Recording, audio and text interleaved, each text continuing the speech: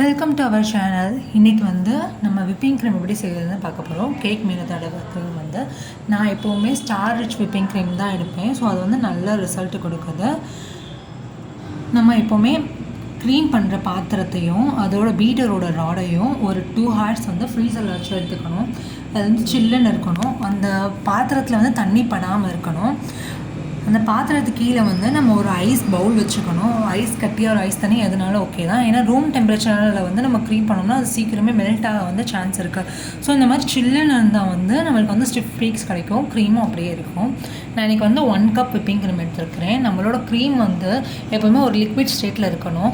நம்ம ஃப்ரீசர்லேருந்து எடுத்து உடனே பீட் பண்ண ஸ்டார்ட் பண்ணோம்னா ஒழுங்காக வந்து வராது. ஸோ வந்து நம்ம ஃப்ரீசர்லேருந்து நம்ம இப்போ பீட் பண்ண போகிறோம்னா ஒரு 2 hours முன்னாடியே எடுத்து வெளியே வச்சிடணும். அப்போ தான் நல்லாயிருக்கும். மீதி க்ரீமை இந்த மாதிரி ஒரு க்ளோஸ்டு கண்டெய்னரில் ஒரு பிளாஸ்டிக் பாக்ஸ் ஒரு டிஃபன் பாக்ஸ் என்கிட்ட டிஃபன் பாக்ஸ் இருந்துச்சு. ஸோ அதில் போட்டு நான் எடுத்து வச்சுக்கிட்டேன்.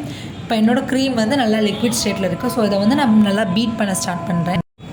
இப்போ நான் பீட் பண்ணி ஒரு 5 minutes ஆச்சு. ஸோ அதை நான் வந்து நல்லா பீட் பண்ணி எடுத்துக்கிறேன்.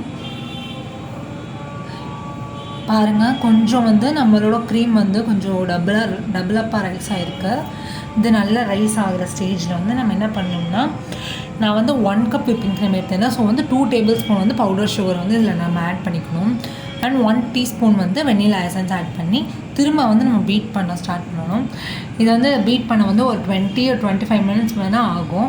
நீங்கள் வந்து ஹேண்ட் விஸ்கில் பீட் பண்ணிங்கன்னா அது வந்து ரொம்ப கஷ்டமாக இருக்கும். ஸோ வந்து பீட்டர் வந்து பெட்டராக இருக்கும். நான் வந்து ப்ரெஸ்டீஜ் பீட்டர் வச்சுருக்கேன்.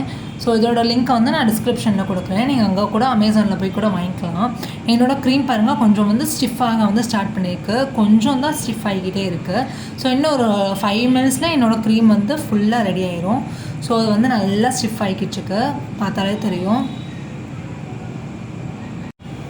இப்போது என்னோடய க்ரீம் வந்து ஆல்மோஸ்ட் ரெடி ஆயிடுச்சு. ஸோ பாருங்கள், பீட்டர் வந்து திணற ஆரம்பிச்சிருச்சு. ஸோ இந்த ஸ்டேஜில் வந்து நம்ம ஆஃப் பண்ணிட்டு நம்ம எடுத்து பார்த்தோம்னா இந்த மாதிரி ராடில் வந்து சுற்றி க்ரீம் வந்து ஸ்ட்ரக் ஆகி நிற்கும். ஸோ வந்து நம்ம க்ரீம் வந்து ரெடி ஆகிடுச்சு. இங்கே எடுத்து பார்த்தீங்கன்னா நல்லா ஸ்டிஃப் பீக்ஸாக இருக்கும். நான் ஒரு ஸ்பூன் வச்சு எடுத்துக்காட்டேன். இங்கே பாருங்கள், அது வந்து நல்லா ஸ்டிஃப் பீக்ஸாக இருக்குது. கீழே விழுகாது. ஸோ வந்து இப்போ வந்து நம்ம க்ரீம் வந்து ரெடி ஆகிடுச்சு. இனிமேல் நம்ம வந்து ஐசிங் பண்ண ஸ்டார்ட் பண்ணலாம். நம்ம விப்பிங் க்ரீம் வந்து ஆல்மோஸ்ட் ரெடி ஆகிடுச்சு. இந்த டிப்ஸ் கண்டிப்பாக உங்களுக்கு யூஸ்ஃபுல்லாக இருக்கும்னு நினைக்கிறேன். இந்த வீடியோ பிடிச்சிருந்தா லைக் அண்ட் ஷேர் பண்ணிடுங்க. மறக்காமல் சப்ஸ்கிரைப் பண்ணிடுங்க. பெல் பட்டன் கிளிக் பண்ணிடுங்க. நெக்ஸ்ட் வீடியோக்காக வெயிட் பண்ணுங்கள். Stay tuned. Bye bye. Stay healthy.